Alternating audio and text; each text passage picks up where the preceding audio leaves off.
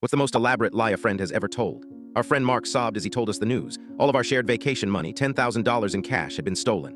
A guy with a knife, he stammered, his eyes wide with fake terror. He took the whole envelope. We were 4 days into a 2-week trip in another country, stranded and penniless. But as he told the story, I noticed something odd. For a man who was just mugged at knife point, he didn't have a single scratch on him.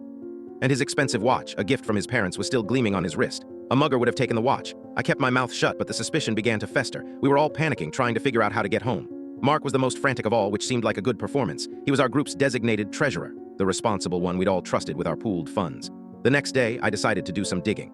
It was a long shot, a total invasion of privacy, but we were desperate.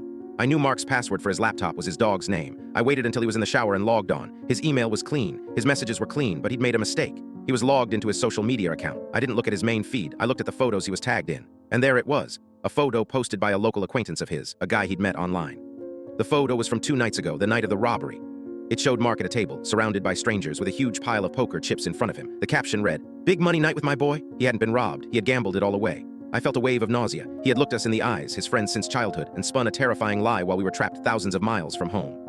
Midpoint twist was realizing the poker game was run by some very dangerous local people.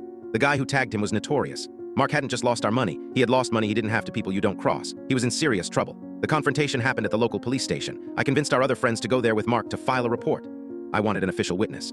The officer was a tired, cynical man who looked like he'd heard every story imaginable.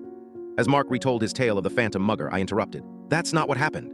I turned my phone around and showed the officer the picture. Mark's face went white. He started to stammer, to deny it. "It's a misunderstanding." The officer looked from the photo to Mark's pale, sweating face. He leaned back in his chair and just said, "Son, you are in a very bad situation." The officer's calm, professional assessment of his doom was chilling. He wasn't angry, he was just stating a fact. The fear in Mark's eyes was real now. He confessed everything. He'd lost our 10 grand and owed the poker organizers another 5. The officer made a phone call. The fallout wasn't jail time. The organizers didn't want the police involved. They offered a different solution. Our passports were held by the hotel as collateral. Mark's parents had to wire $15,000, and to pay us back, Mark had to stay and work. He spent the next 3 months washing dishes at the very resort we were supposed to be enjoying.